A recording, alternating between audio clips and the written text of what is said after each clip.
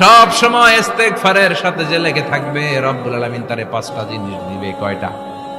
কথা কোন আরো জোরে, সবাই বলেন কয়টা? নাম্বার 1, জাআলাল্লাহু লাহু মিন কুল্লি দিকিন মাখরাজা।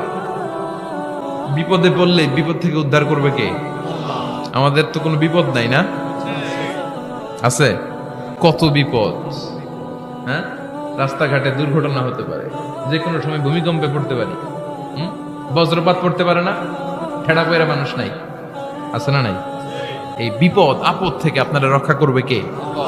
যদি আপনি ইস্তেগফারের সাথে আঠার মতো লেগে থাকেন। কিসের সাথে? কথা বলেন। ইস্তেগফারের সাথে লেগে থাকতে পারলে 1 নাম্বার হচ্ছে বিপদে পড়লে আপনারে মুক্ত করে দিবে কে? 2 নাম্বার ওয়ামিন কুল্লি হাম্মিন ফারাজা, যে কোনো ধরনের টেনশন, হাইপার টেনশন থেকে বাঁচায় দিবে কে?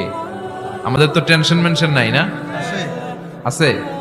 লাইফ নিয়ে টেনশন, বাঁচার টেনশন, মরার টেনশন, ক্যারিয়ারের টেনশন, রাস্তাঘাটে যানজট এটার টেনশন, পুলিশের দৌড়ানি, র্যাবের দৌড়ানি, বাড়ির ভাড়া, গ্যাস বিল, বিদ্যুৎ বিল, ছেলে মেয়েদের লেখাপড়া, কত টেনশন।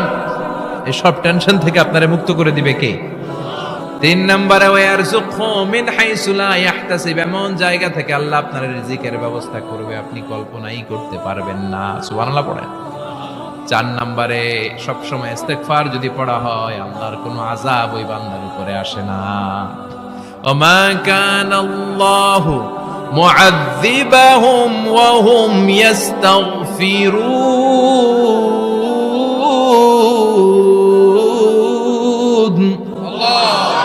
যতক্ষণ আমার বান্দা আমার কাছে ইস্তেগফার পড়তে থাকে, আমার কোনো আযাব বান্দারে পাবে না। যতক্ষণ ইস্তেগফার পড়বেন, আল্লাহর কোনো আযাব আপনার উপর আসবে না। বৌমা শাশুড়ির এই ঝগড়ার প্রধান কারণ হচ্ছে জেনারেশন গ্যাপ, ঠিক কিনা? শাশুড়ি এক জেনারেশনের আর বৌমা আরেক জেনারেশনের। শাশুড়ি ভাবে একরকম, বৌমা ভাবে আরেক রকম। শাশুড়ি চায় বউর উপর খবরদারি করতে, বউ চায় শাশুড়ির উপর খবরদারি করতে। এই ডমিনেটিং এর কারণে কিলাকিলি আছে না নাই? এটা ঠিক না। আমার শাশুড়ি মায়েরা যারা আছেন, প্রথমে শাশুড়ি দিয়ে শুরু করি। আমার মাইকের আওয়াজ যে ঘরগুলোতে যায়, আমার শাশুড়ি মাদেরকে বলবো, বউদের উপর অত্যাচার করবেন না। ছেলেরে প্রশ্ন করে, তোর কাছে তোর বউ বড় না আমি বড়? আছে না নাই? এটা একটা প্রশ্ন হইলো। তোর বউ বড় না আমি বড়? দুইজনেই বড়। তো এক ছেলে সুন্দর উত্তর দিছে, আমার কাছে ভালো লাগছে উত্তরটা শুনে। এক মা প্রশ্ন করছে, তোর এতদিন আমি লালন পালন করে বড় করলাম, জীবন যৌবন তোর জন্য শেষ করলাম, আজকে বউ পাইয়া বউ তোর আপন হয়ে গেল? এবার ছেলে উত্তর দিছে, মা, আমার মুখ থেকে মা ডাক শোনার জন্য তুমি কি কষ্টটাই না করছো জীবনে। 10 মাস আমার পেটে ধারণ করলা, খাইতে পারো নাই, বমি করছো, খালি ওষুধ খাইছো, তোমার পেট কেটে আমারে বের করা হয়েছে, 2 বছর আমারে দুধ খাওয়াইছো, পেশাব পায়খানা পরিষ্কার করেছো।